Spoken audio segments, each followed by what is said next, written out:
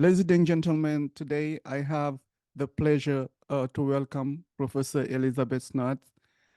She's a professor of history former professor of history at the Emeritus Loyola University Maryland. Professor Elizabeth, Happy New Year. Happy New Year to you too. And thank you very much for joining me under the Human Rights Tree. Thank you. Today, I would like to discuss about your book related to Guinea. And the title, if I'm not mistaken, is Cold War and Decolonization. Right. In fact, here it is. Okay. Oops. Cold War and Decolonization in Guinea, 1946 to 1959. Yes. But before I go through discussing the book, you don't mind just telling me a little bit about your background? Sure, I'd be happy to. It's a little bit unusual, I think, for someone who becomes an academic. But on the other hand, maybe not. Maybe we all sort of, find our way along a circuitous pathway and wind up being an academic.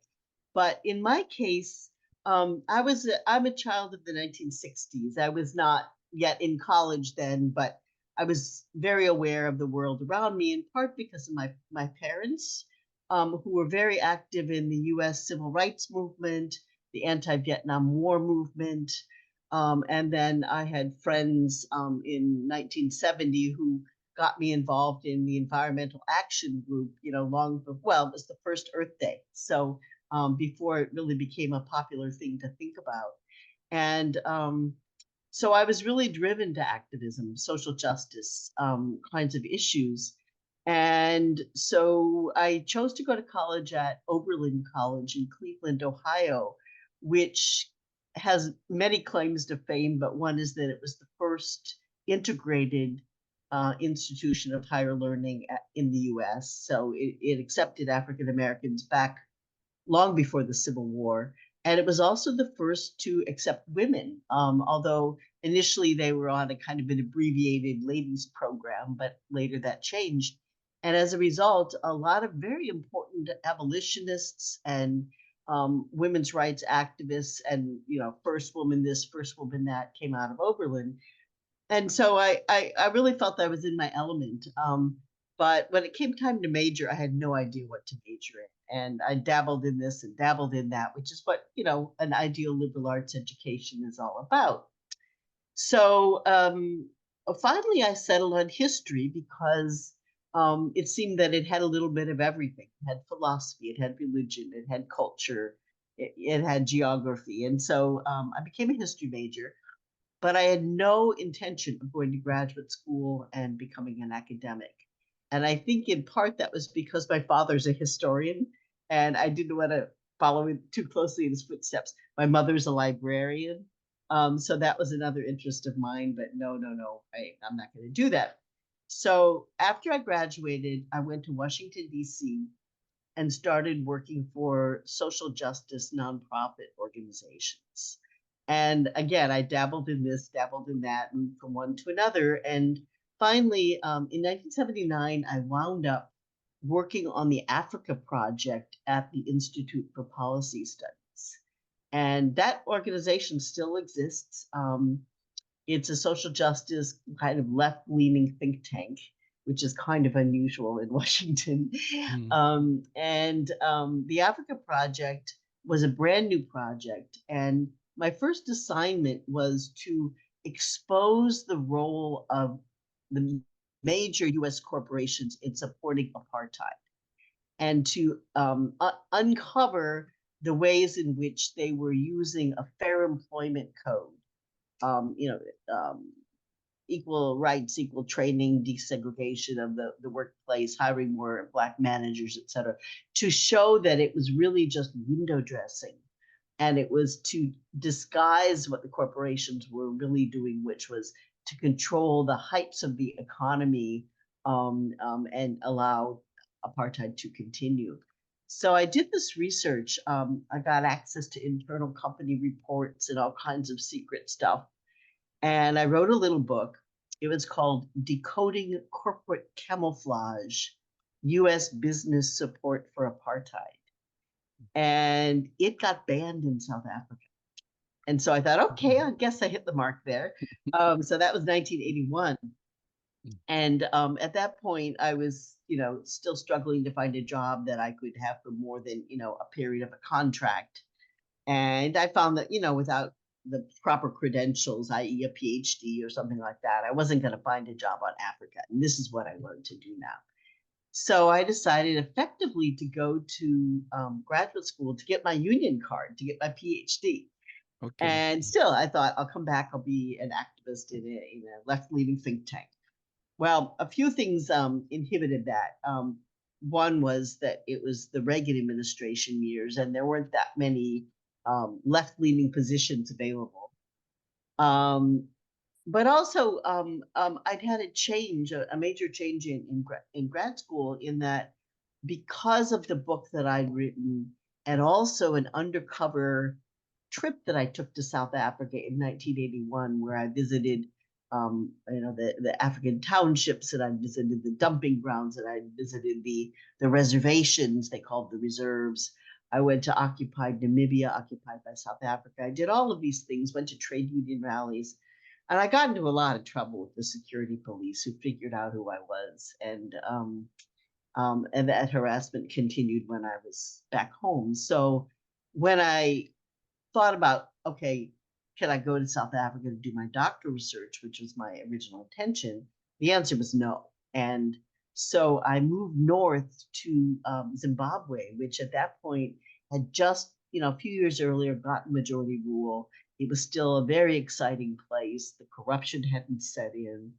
And so I went there, and there were also a lot of South African exiles there. So it was really a hopping place. And so I did my first scholarly work in Zimbabwe, and I got involved in social history. And for those of your listeners who don't know what that is, it means the history of ordinary people, grassroots history. And, I'd started out sort of at higher echelons of state power and international relations. And I fell in love with social history. I just thought this is the way to go. You could, interview all these people, you could get their side of the story. So that was my first foray, where I used archival documents, missionary documents, and intensive interviews with Zimbabweans, men and women, about, my topic. Well, then, and you know me from my work on Guinea, and you think, okay, how did that happen? And well, again, it was just happenstance that in graduate school at the University of Wisconsin, I met and fell in love with and ultimately married a man from Guinea. And okay. Yes, and he had to return home for 2 years, according to his visa status, before he was allowed back in the US. And I very naively thought, oh, well, I speak French. I'd spent a year in France in high school. I speak French. I could do a little research project on Guinea while we're there, and then I'll, come back to Southern Africa. Well, it's not so easy. I mean, the language, yes, that's great, but I hadn't studied the African languages. My French was pretty good at that time. It's very rusty now. But I didn't know really the history of Francophone West Africa in the way that I needed to know it in order to write a book that was at all worthwhile. And so it took me a long, long time to make that shift, while I was teaching, chairing the department, raising a child. And so it took quite a long time, but I finally came out with 2 books that were social history in Guinea. One was the one you mentioned, Cold War and Decolonization in Guinea, which looked at the grassroots movement in the context of the Cold War and the repression of left-leaning groups, and the divisions between the leadership of the nationalist movement that wanted to accommodate with France to some extent, and the grassroots that were still very, very radical and opposed a lot of those things. So that was actually the second book. The first book was looking at various strands of people who had already mobilized against the state, and how effectively they were harnessed by the nationalist movement to, see their future in independent, well, ultimately in independent Guinea, although that wasn't originally the idea. It was really much more reformist in the beginning. And that book was called Mobilizing the Masses, Gender, Ethnicity, and Class in the Nationalist Movement in Guinea.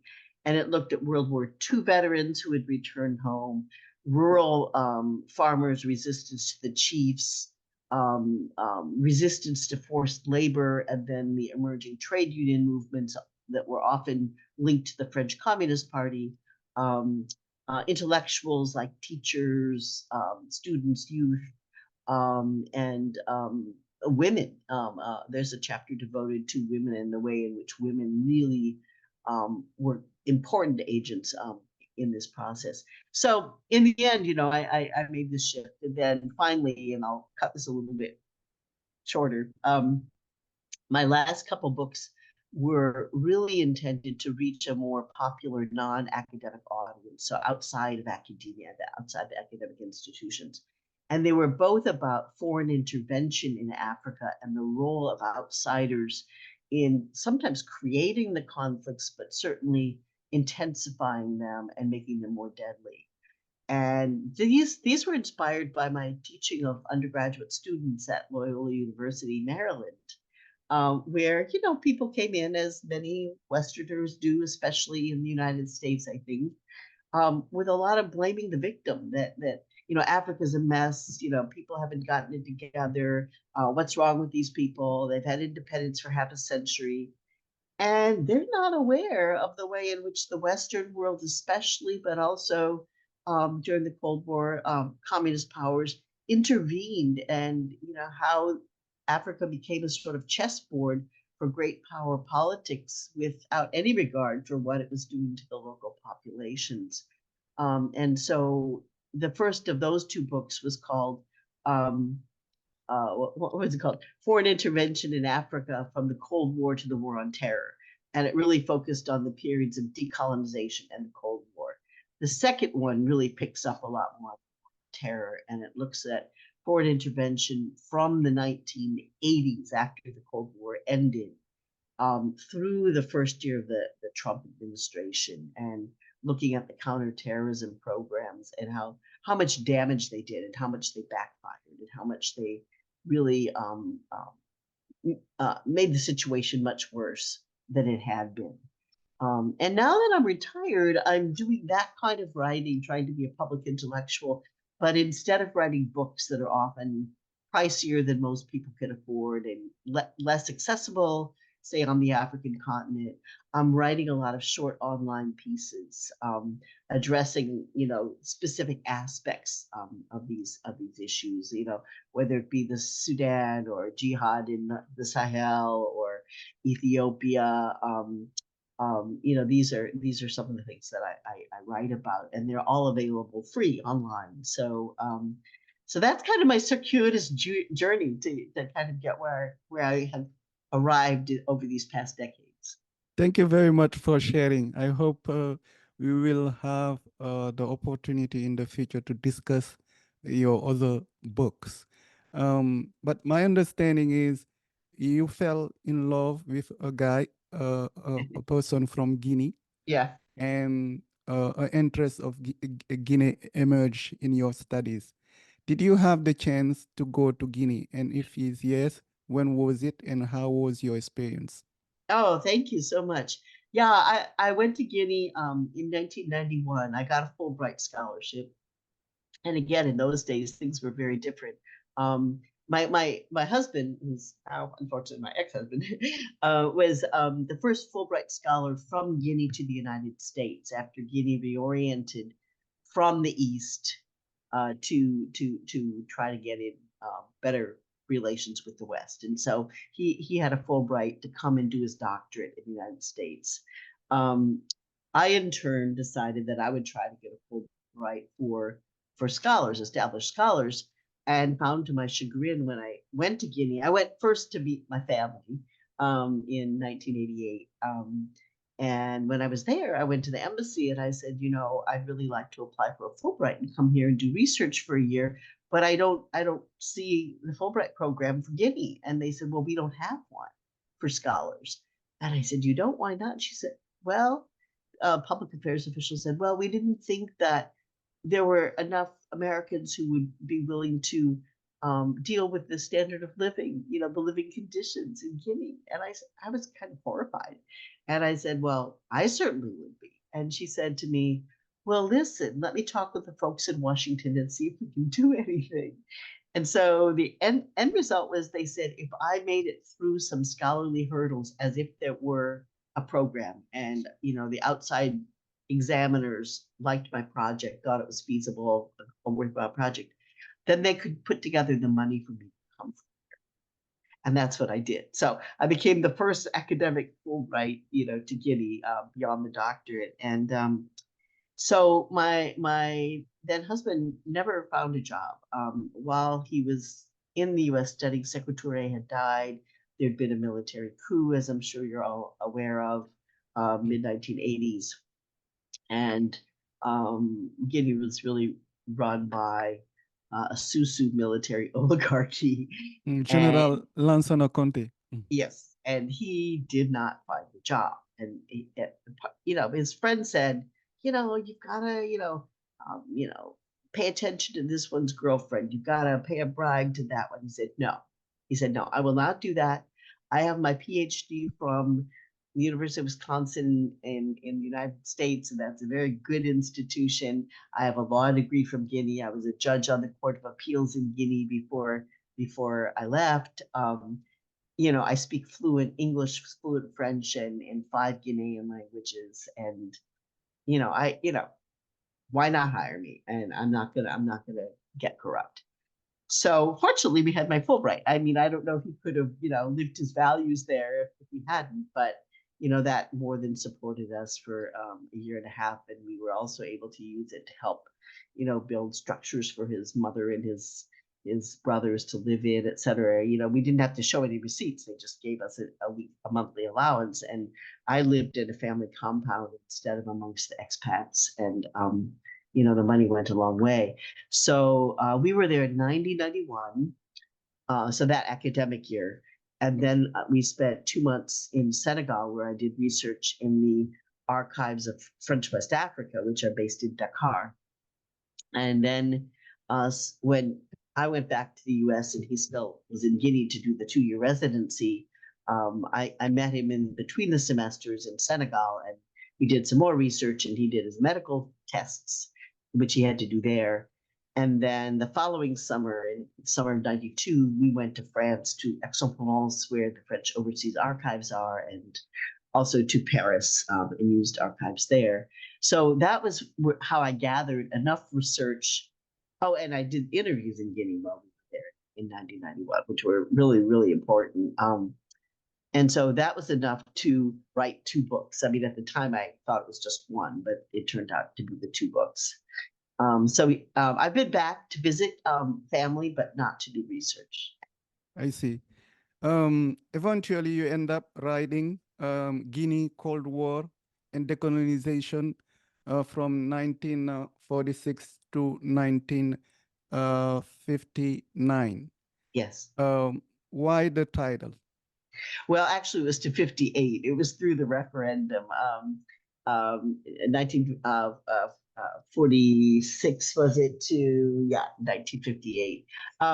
The title was because the context of the Cold War had so much influence on the way in which Guinea decolonized or found independence.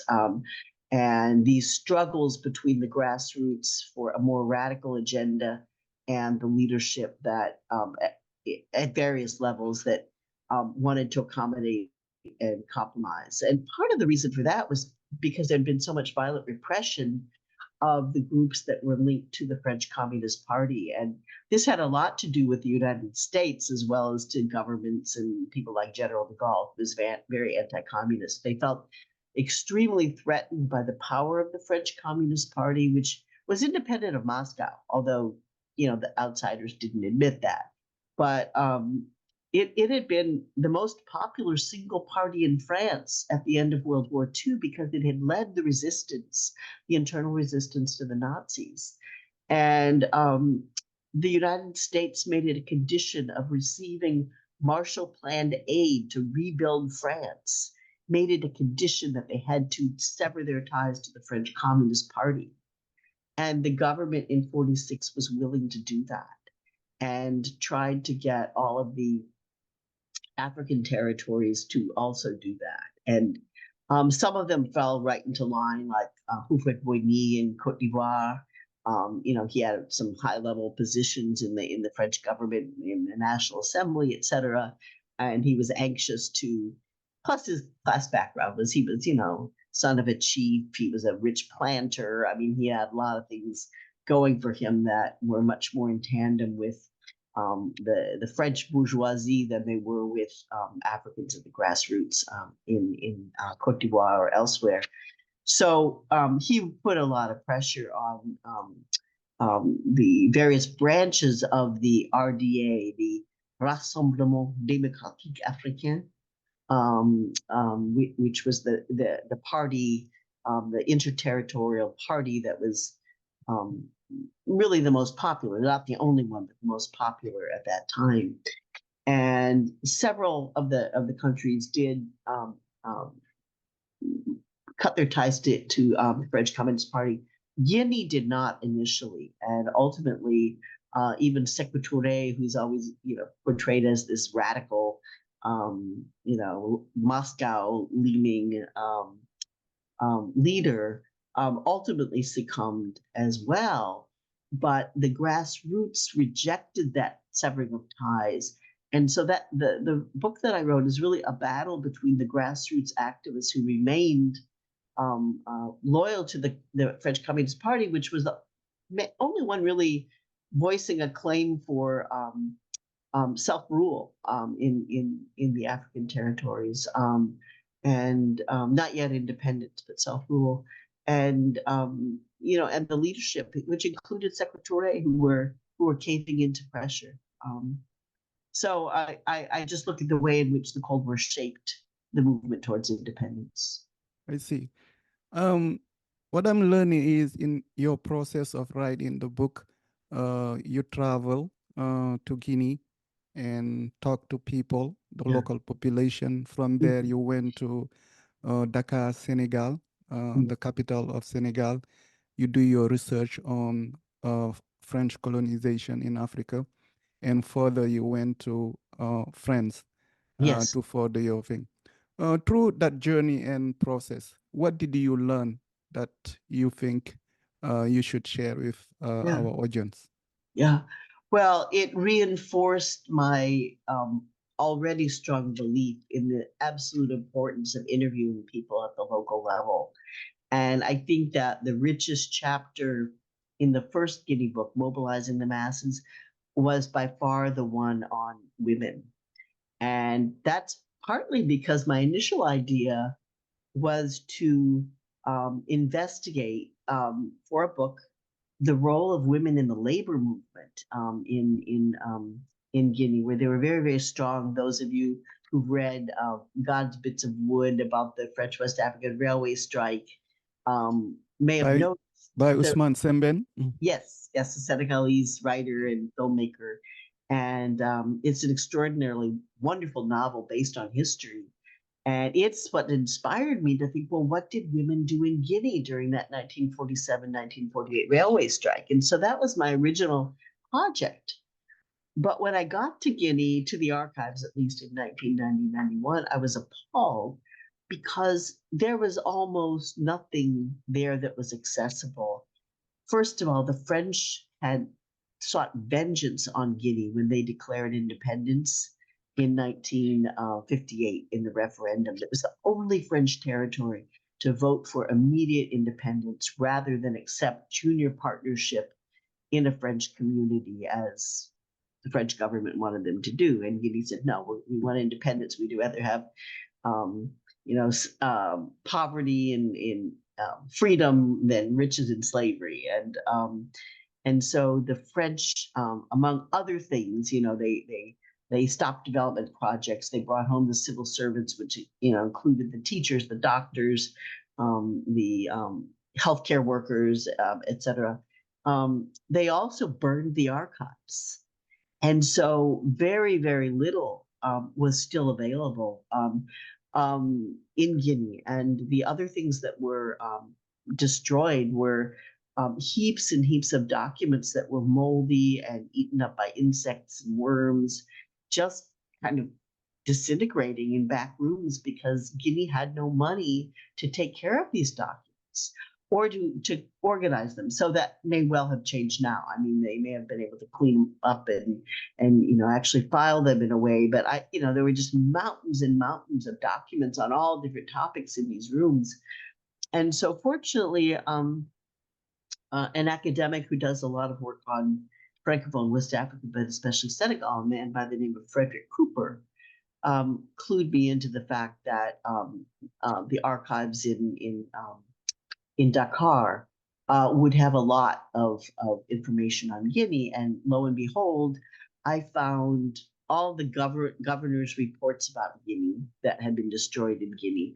I didn't have the district commandments, commandant de cercle. I didn't have their documents; those had been destroyed. But the summaries for each region presented by the governor to the governor general in Dakar, those were available. Police spy reports. I mean, I couldn't believe it. They had African spies going into the trade union meetings and into the Nationalist Party meetings and writing things up for the French. And all of those were available. And so there was this wealth of material outside of what I'd originally planned to do my research project on. And so this idea of women in the labor movement soon expanded to women in the nationalist movement, which expanded to a grassroots history of all these different groups, resistance to the chiefs, returned war veterans, teachers, women, trade unionists, all of those things emerged while I was there. And so I would encourage young scholars to keep yourselves open to interesting things that might not have occurred to you till you got to the archives or until you started interviewing people and they pointed you in new directions. So that was one really important lesson.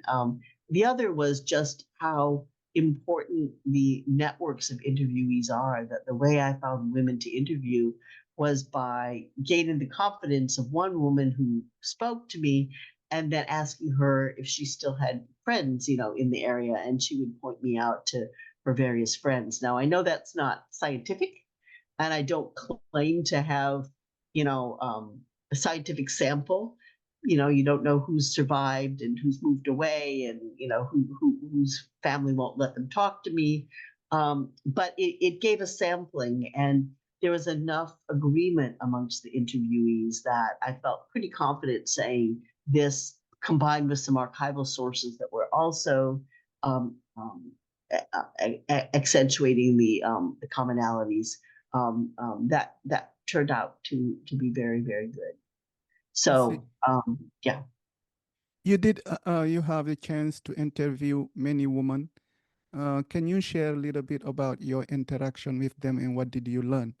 Okay.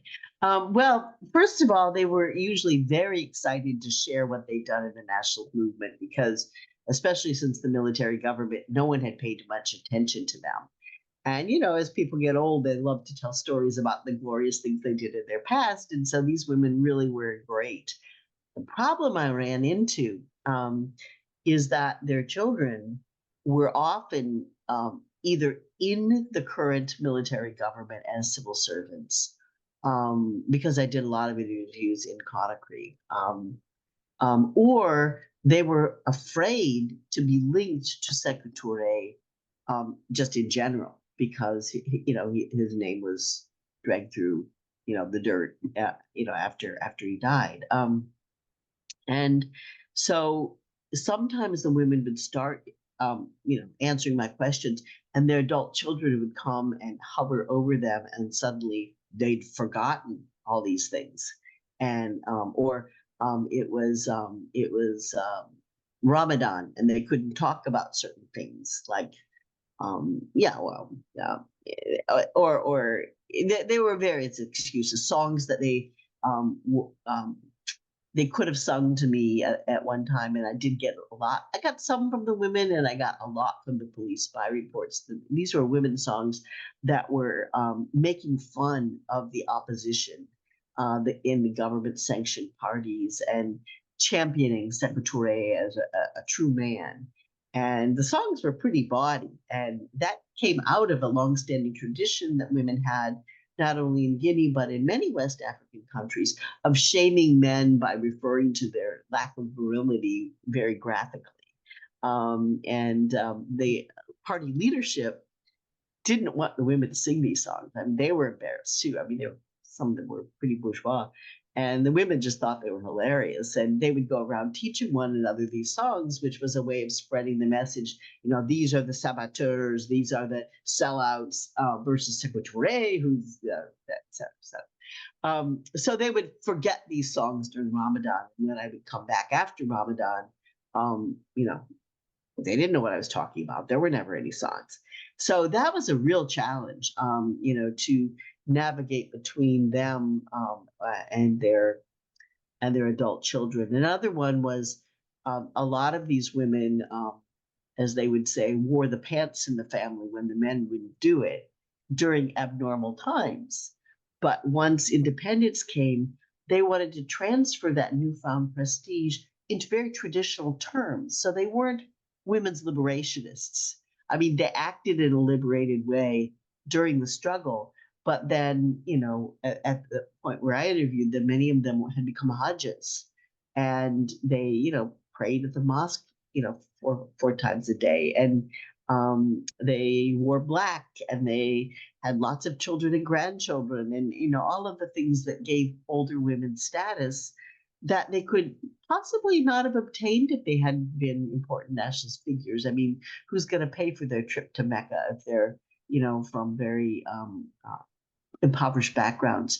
And so I remember one woman in particular in Mamu, when I asked her stories about, you know, her exploits that had really spread far and wide. She'd sat in the hammock of the chief. She'd ordered a meal from him. His wives were scurrying around trying to serve her as if she were the chief. And she said, "Oh, people exaggerate." But she had this little gleam in her eye, you know. It's like, are they exaggerating, or are you, you know, now not wanting to admit some of the things you did here? I mean, I didn't ask her that, but there were a lot of these unanswered questions that on the one hand I found frustrating, but on the other hand I found very intriguing. I mean, just that showed a lot about the dynamics. So I guess I would say that doing the archive, the oral interviews was the most satisfying of all of the tasks I had. Although, you know, making discoveries in the archives was pretty cool also. Let's see. But did they made a reference on the woman revolt during the Sekou Touré regime? Well, that was later, and I do know about that. When he was trying to nationalize the markets, the market women who'd been his main supporters really marched against him. And a friend of mine, unfortunately, didn't finish her doctoral dissertation on that very thing. She did research and wrote a couple papers that had, you know, got some distribution, but she never published. Cynthia Froelich is her name. She also was married to a Guinean.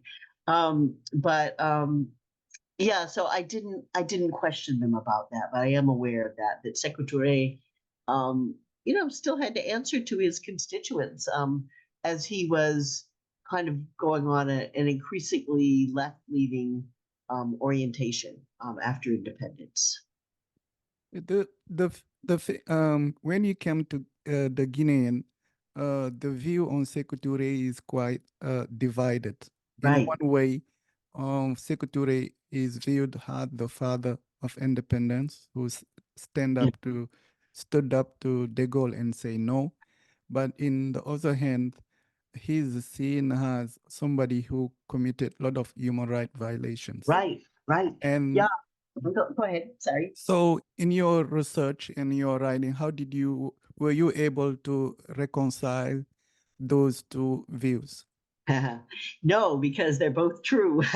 Well, I'm glad you asked that question, because one of the other questions that you sent to me as a sort of preliminary thing you might ask is, were there any challenges I faced? And besides dealing with the qualms of the adult children of the people I wanted to interview, one was scholars outside, whether they be American, British, or French, who reviewed, scholars before they could publish anything in a worthwhile journal or press, one that's, well regarded. We have blind outside reviewers who critique our work.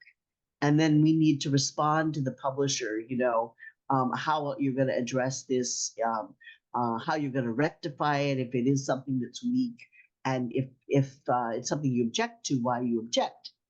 And so my objection to a lot of the criticism I got, and some of it was really quite harsh, that I was an apologist for a dictator, I was an apologist for a mass murderer, and my argument there was that no, I'm not glorifying what Secretary did after independence, but he was a different person in the 1950s, To that, and there are signs of to, where he was going. to Yeah, that, go ahead. we're going to take a break because the Okay. time is running out, and we come back in a few minutes. Okay. All right, thank you. Thank you. Professor Elizabeth Snodder, welcome again. I would like to remind my audience that Professor Elizabeth was a former history professor at Loyola University Maryland, and he is the author of Guinea, Cold War and Decolonization from 1946 to 1958. 58. Yes. Yes. Thank you very much. We were talking about how people perceive Sekou Touré as in one side they see him as the father of the Guinean independence. In the other way, many Guineans and around the world see him as a dictator. And your views on that? Yes, thank you. Well, as I was starting to say before the break, I have received criticism of my work from reviewers who review manuscripts for established academic journals and book manuscripts for the various presses that publish in African studies. And some of them were very harsh and said that I was an apologist for a dictator, that I was, justifying and glorifying a man who was responsible for many, many deaths. And I do not contest that that is what happened in the really in the 1960s and 70s. And I would in no way justify the kinds of human rights atrocities that were committed under his watch, under his leadership. But I would argue that that does not obliterate the good that he did in the 1950s, and that the criticisms of people who say, I can't believe that, that there wasn't evidence of these kinds of human rights violations in the 1950s. And my feeling is that it's not a matter of belief. If you've got evidence, show it to me.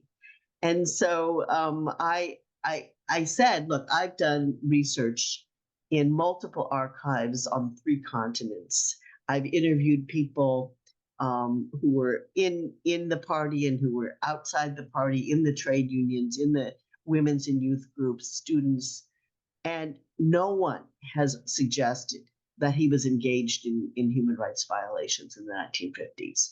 What led him to this? Well, there are a lot of things. One is that he was already clearly the subject of a personality cult in the 1950s, that the market women, for instance, were constantly glorifying him. I mean, he became a symbol. Sili, the elephant, became a symbol not just of the Guinean RDA, but of Sekou Touré himself. And he wore many, many hats. I mean, he was the head of a trade union. He was in the National Assembly, in the Territorial Council. on and on and on. And that's not good under any circumstances. But he was not the only one. There were relatively few people with the degree of formal education necessary to keep a government going. And in situation of Guinea and the other French territories in 1956, 1957, they got a sort of a local self-rule under Loi Cadre. And there weren't sufficient personnel in Guinea to sort of populate these positions. And so the few people with more advanced education tended to take on multiple roles. And so this is not good for democracy. He also became much more of a nationalist after independence than he was a trade unionist. And so he saw the trade unions as a threat to his power base, especially the teachers union. And so he went out after them and said, Moscow's interfering, and these people are opposed to the national unity government, and we need unity. The opposition parties had dissolved themselves before the referendum and after the referendum, and so everybody was together on this issue, at least on the surface, whether or not that's really how they felt. So there was not the same degree of structures, democratic structures, going down to the grassroots after independence as there had been before independence. And if you combine that with the French absolutely sabotaging Guinea after it voted for independence, as I said earlier, withdrawing the teachers, withdrawing the doctors, stopping production of quinine on the plantations in the rainforest, sending away shipments of pharmaceuticals that were coming to Guinea, stopping the development projects, the building of the dam, it just floating fake currency to undermine the value of the money. And finally, a massive invasion, by Portugal, in part for their own, desire to get rid of a nationalist leader who was in exile, sheltering in Guinea, but also, at the behest of the French. And the French Secret Service teamed up with political opponents of Secretary to try to stage coups d'etats. Now, what ultimately happened was there were these real coups, there were these real invasions, but then Secretary became increasingly paranoid and also, I would say, instrumental in targeting his opponents by saying that they were engaged in coup attempts, whether or not they were. And hence Camp Waro and various other things. Also, he did become a sort of Malinke nationalist, and it was no longer the Susu who were it was not the Susu as in after his death. It was often the Peu who were targeted, and in part that was because besides it was a very hierarchical society, and a lot of the really well-educated or traditional chiefs had supported the colonial government, continued to do so. Not so much the case of people who were Poo, but descendants of slaves, and they often had joined the RDA. But he felt very threatened by their presence, and some of them did team up with the French to try to overthrow him in the 1960s. And so he, who had tried to quell ethnic strife in the 1950s, went around to the grassroots saying, it's the party, it's the politics, it's the position, it's not the race, it's not the ethnicity, it's not the national origin. We need to welcome everybody who wants to work for our human rights, our civil rights. And he did that, and I have evidence that he did that throughout the 1950s, not so in the 1960s. I mean, he was there, targeting people, or he and his, government were targeting people because of their ethnicity, because of their religion. And he tried to outlaw very important cultural practices like the forêt sacrée in the rainforest, where people would go for 7 years and learn the secrets of the forest and how to be healers, and all of that was supposed to be made public. And I think, again, Secretary felt threatened by people who knew things that weren't available to him. And so he really became more and more brutal, and yes, was responsible for a large number of deaths that one cannot justify. But I still contend that was not the case that I did. I see. In your book, you mentioned Cold War. For the people who don't know that period, can you enlighten us Yes, and yeah. share your view on the Cold War when it comes to Guinea? Yes, yes. Well, the Cold War is usually perceived, especially by people in the West and Russia, as a sort of struggle between the West, led by the United States, and the Eastern countries, led by the Soviet Union, and also a role for the People's Republic of China, to sort of cultivate their own spheres of influence and power and protect them from the transgression of their opponents. And the US certainly saw the world in those terms. If there was a movement for independence in Indochina, it was, the communist Chinese or the Soviets who were behind it, as opposed to people who had been colonized and abused by outside powers were now seeking independence and the right to establish their own governments, and just like people in the West had done. And so it refused to recognize as indigenously grown movements across the African continent that were the result of the experience of colonialism. And so they went out after anyone that was considered a kind of radical nationalist. In other words, anyone who wanted to reshape the economy and the government to benefit the local people rather than outsiders.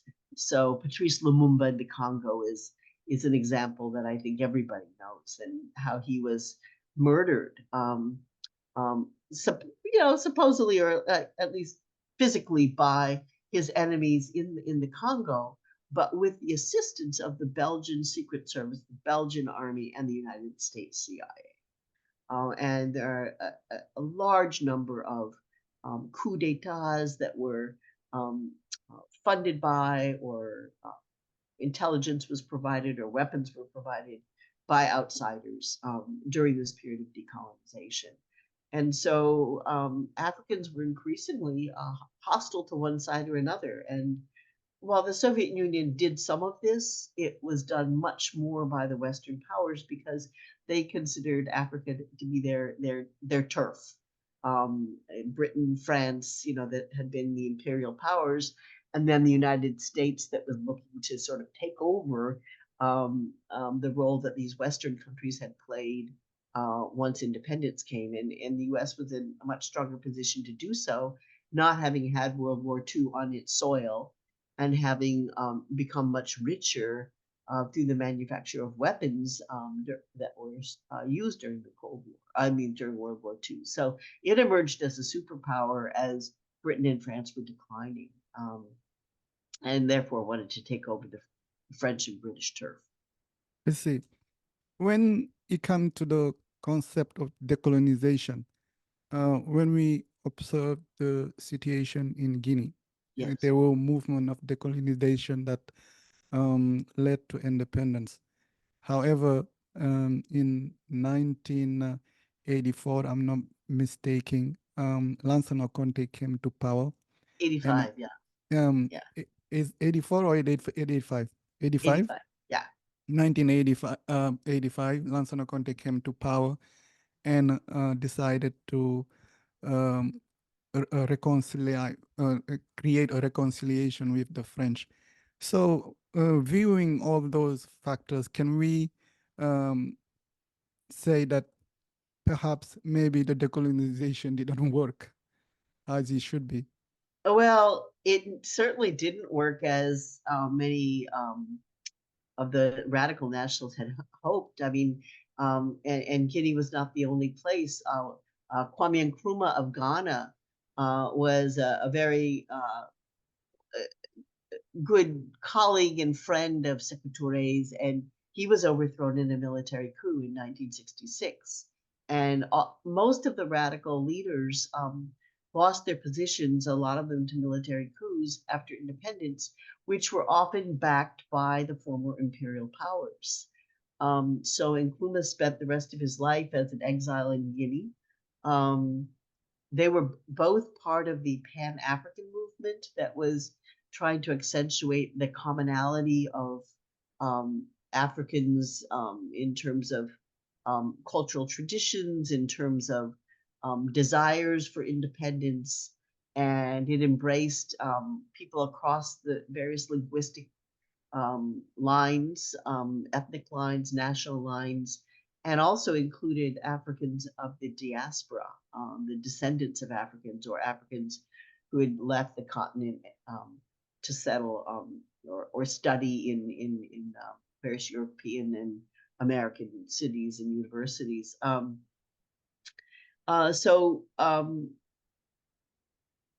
of the, very few of them had the decolonization they'd hoped for. I would say that Tanzania and Julius Nyerere were exceptions. He was not overthrown.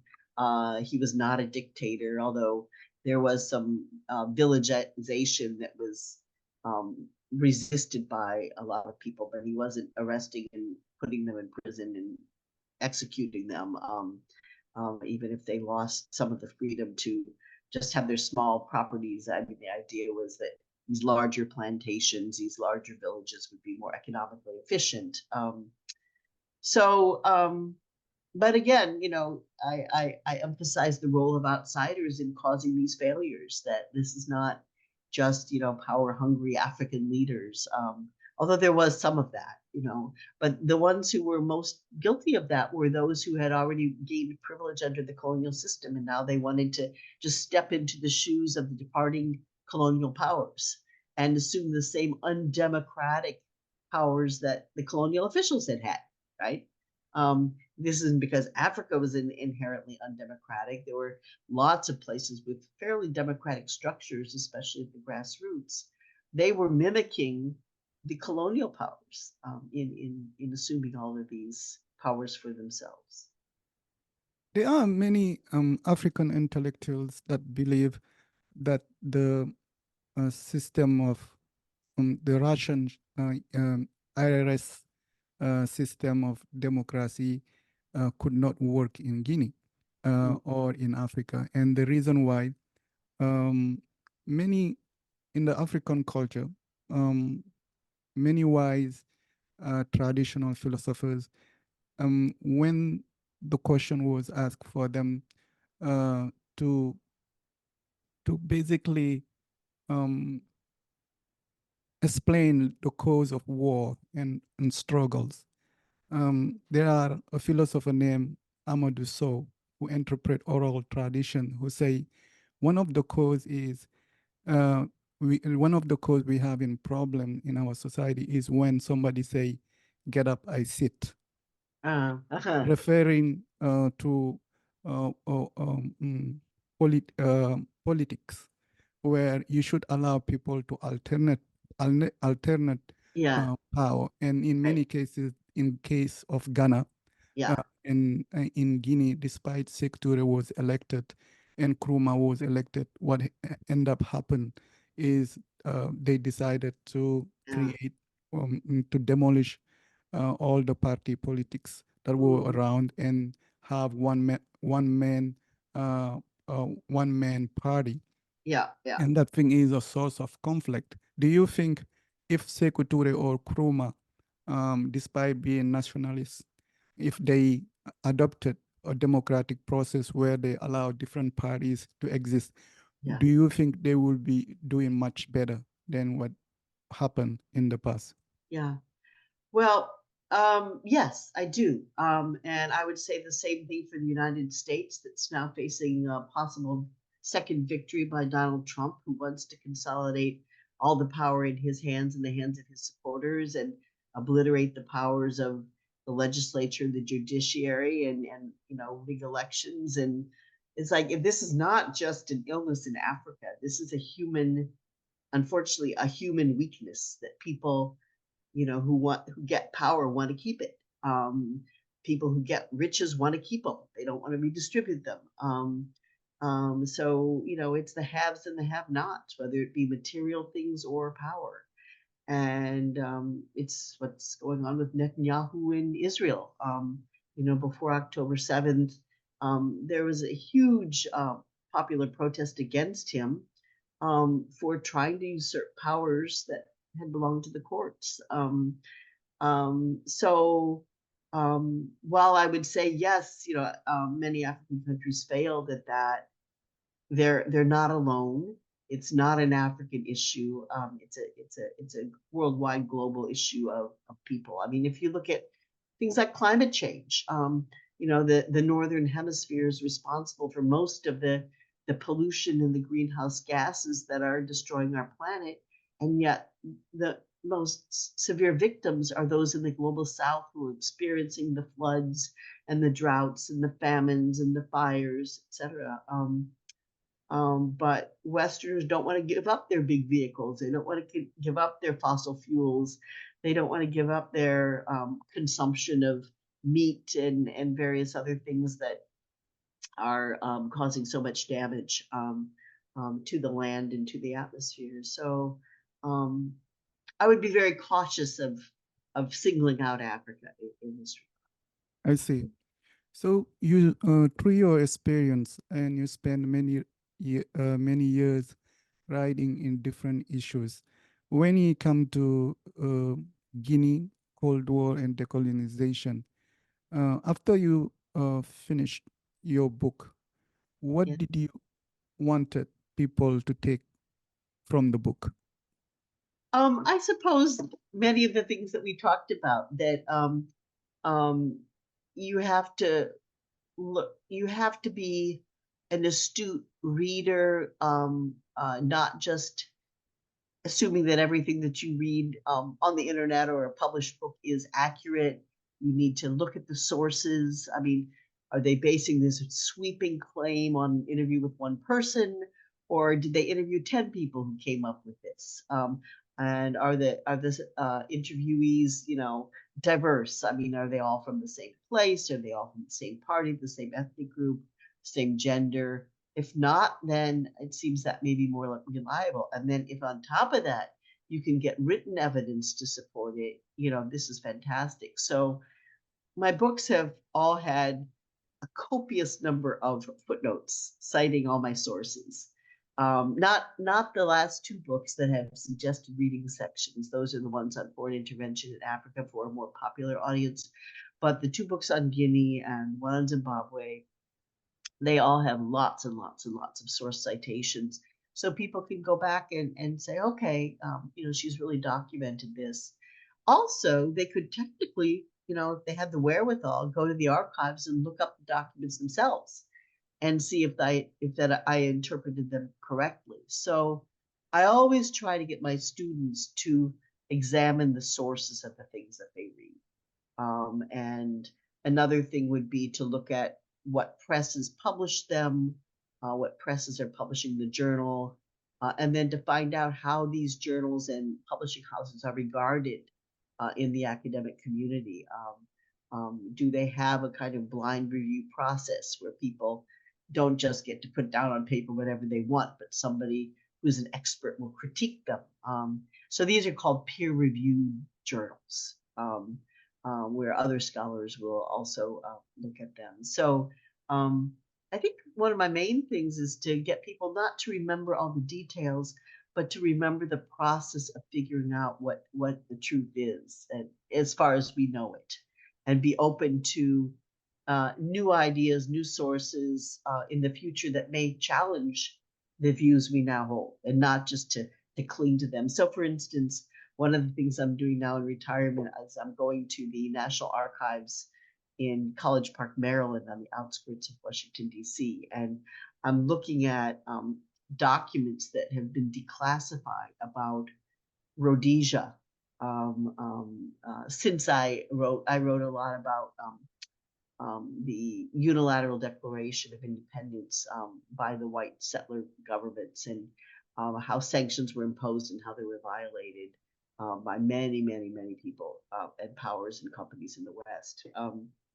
And archival documents are usually closed to the public for about 30 years before they're released.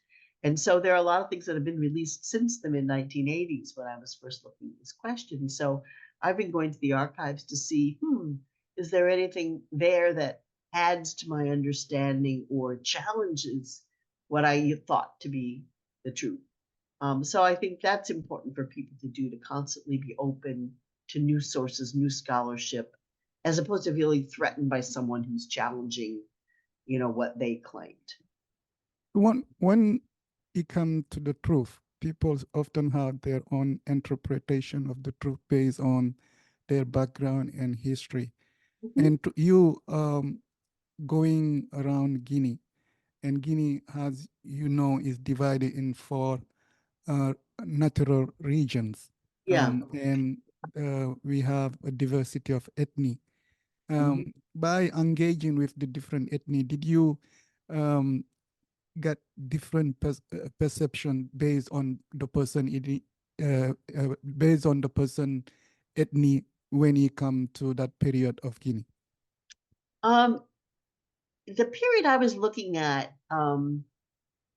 ethnicity was generally, not always. I mean, there was certainly incidents of ethnic violence where people were targeted because they were Peul. Secretary at that time, as I mentioned earlier, he and the leadership of the Guinea RDA would go out to the areas where people lived and urge them not to do that, to understand that the enemy was not a particular ethnic group, it was a way of thinking, and that meant opponent, not somebody who would be physically targeted, with violence. And so in the 50s, it seemed like the main divisions were class divisions. So for instance, the people who mobilized for the RDA in the Fouta Djallon, which is historically associated with Peul, were Peul speakers, Pular speakers, who were the descendants of slaves. Or they were outsiders who, for some reason, had come from the rainforest, or had come from the coast, or had come from Upper Guinea. And they were of different ethnic groups altogether, and they mobilized among the descendants of slaves in the Fouta Djallon. And that was made a little bit easier because the slaves lived in villages ringed around the areas where the aristocrats lived. And so I found that breakdown really interesting. And I think I deal with that a little bit more in mobilizing the masses than in Cold War decolonization in Guinea. Just the way in which the RDA was very astute at sending people to these areas who would speak the language of the local people, but were critical of the aristocracy that was generally in the government parties. So what I found was an amazing unity across ethnic lines amongst the less privileged people. Another thing that, just anecdotally, it's not something I did research on, but as I mentioned, my husband, well, I didn't mention where he was from, but he was from the rainforest. And his father was a pretty low-level civil servant. He had only a 6th grade education, but in Guinea, that was more than a lot of people had. So he was in the civil service.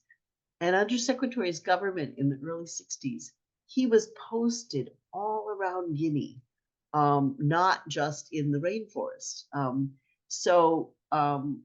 My former husband grew up speaking Pele and Loma, which were the languages of his parents. They spoke different languages. Maninka, because that was the language of the market in the rainforest. His father was posted on the coast, and so he learned Susu. Then he was posted in the Fouta Djallon, so he learned Pular. Although he said, he never felt his Pular was good enough to speak to people in the top echelons of the hierarchy. He said it was street Pular. So he wound up speaking. He didn't learn to speak Kisi, which was another rainforest language, but otherwise he spoke pretty much all the major languages in Guinea, and his education was in French. And then he came to the U.S. and learned English for 8 months before starting his doctoral program. This was something that the Secretary's government did very intentionally to move people around so that they wouldn't just favor their own ethnic group or their own geographic region. And it was pretty successful. There's an anthropologist at the University of Michigan named Mike McGovern, who's written about a book about the sort of post-independence relative peace in Guinea up until relatively recently, but in terms of relative lack of ethnic strife compared to the horrendous bloodshed in neighboring countries. And while it certainly hasn't been tarnish free, it still hasn't broken out into the kinds of wars that occurred in Cote d'Ivoire or Sierra Leone or Liberia. And he attributes this to Secretary's policies of moving people around and getting them accustomed to, we're all one nation. We all experience colonialism. We all have, common goals and desires for our future. I see. In your book, again, Guinea, Cold War and Decolonization, to bring the truth to light, how did you divide it? How many chapters you have in your book? And can you share a few of chapters that you think can be very relevant? You mean the titles of the chapters? Yeah, The chapters. The topic you discuss in your book. Okay. All right. So let's see. There are 6 chapters as well as an introduction and a conclusion. Okay. And this book has relatively uninteresting chapter titles. It's a sort of chronology of the various aspects, phases of the decolonization struggle, the independence struggle. So the first one is on reformed imperialism and the onset of the Cold War. And that's the immediate post-war initiative taken by the French government to try to reform imperialism so they didn't lose their territories altogether, make it more palatable. And they made promises in Brazzaville in 1944 that they would do this after independence, and people would just buckle down and provide troops with food and provide military conscripts and do all these things that helped France sort of withstand the onslaught of the Nazis and ultimately help them win the war. But people were really oppressed in order to provide that food to the metropolitan area instead of consuming it themselves, right? And the chiefs were very brutal in enforcing quotas. And so the French were trying to appease them in Brazzaville in 44 and said, after independence, we're going to do this, that, and the other thing for you. And they didn't really start to do that until, the people resisted and held their feet to the fire and said, you promised, and what is it? Where is it now? So that's what that is about. And then chapter 2 is the break with the French Communist Party and dissension within the ranks. So that's where I discuss the attempts of those who were privileged by the colonial power and were in the National Assembly and various other governing bodies to put pressure on the grassroots to break with the Communist Party so that France wouldn't be challenged by, the communists, and also so that France would get the Marshall Plan aid from the United States. And then, the resistance to those breaks that I mentioned. And then in 1954-55, that chapter 3, I talk about the fraudulent elections. And this is how fraud was used and the power of the chiefs was used to undermine the RDA, which was clearly the most powerful and popular party, but didn't win the election. And that was through rigging. And I show how that was done. And then how it did begin to gain when, again, the French were under pressure to, they had to somehow stop the turmoil. And so that was maybe, okay, we'll sell the chiefs down the river a little bit and let the RDA, raise its head. And then the next chapter, chapter 4, was its rise to power in local self-government. And that was 1956-57, where I mentioned Wakad. By that point, the RDA had won a lot of seats, in the 54, 55 elections. And one of the things they did that was really smart is that as soon as they got local self-government, they abolished the colonial chieftaincy. And these were the main agents of the colonial power, in the rural areas. And they were essentially fired. And instead they had, local committees that were dominated by the RDA. And Guinea was the only territory to do that. And that's probably one of the reasons it was able to consolidate its power under local self-government and ultimately vote in an uninhibited way for independence in 58. And then chapter 5 is the Renaissance of the Left from Autonomy to Independence, 1956 to 58. And again, this is showing how even Sékou Touré had become more conservative and how he was pushed by the students, the market women, the teachers, pushed to the left, and how it was really their desire for immediate independence, not his, that led to the results that occurred in the September 1958 referendum. And then chapter 6 was Defiance and Retribution, the referendum and its aftermath, 1958 to 60. And this is all about the vengeance that the French took on Guinea, in terms of trying to undermine its economy, undermine its government, leave it as an example to other countries, that other territories that might want to declare independence, and engaged in a lot of the dirty tricks that I mentioned earlier to try to overthrow the secretary government. I see. Would you mind showing us your book?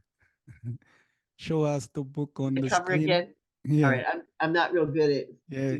center. Cold War and Decolonization in Guinea, yes. 1946 to 1958. And that's of course secretary there. Yes. We have a 3 minute left. I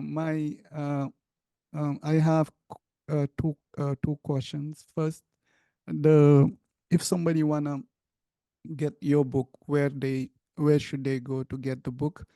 And the other question is, after writing the book and publishing it, what was the challenges you faced in the academic world when you do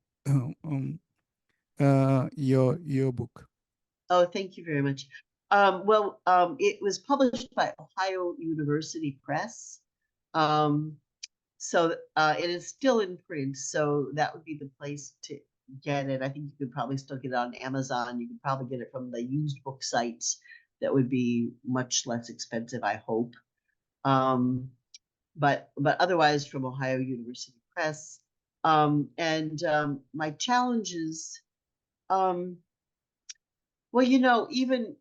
even though I got a lot of hassles before I wrote the book, I took advantage of the criticisms to try to answer in advance the questions that people had about, what secretary must have been a dictator earlier. So I bring that up in the book, and I show why that wasn't the case and what turned him in that direction. And so the result was, by the time it was published, I kind of knew what my opponents were going to argue when I tried to answer or rectify it in advance. And so the reviews tended to be pretty good. The other thing I think that I have going for me is that they're very readable. It's not full of academic jargon that only those in the academy would understand. And I think that comes very much from my involvement in the anti-apartheid movement and other social justice movements, where my goal was to reach ordinary people. And so even my academic books are written in such a way that I hope they will be accessible to such people. I see. Professor Elizabeth Snod, again, thank you very much for sharing your time. I would love to, reach out in the near future to talk about your time in South Africa. and in Zimbabwe and learn more. And again, thank you very much for your time. Thank you for joining me on the Human Rights Tree. Thank you so much. This has been a real pleasure, and I appreciate your invitation to me. Have a nice weekend. You too. Bye-bye. Bye.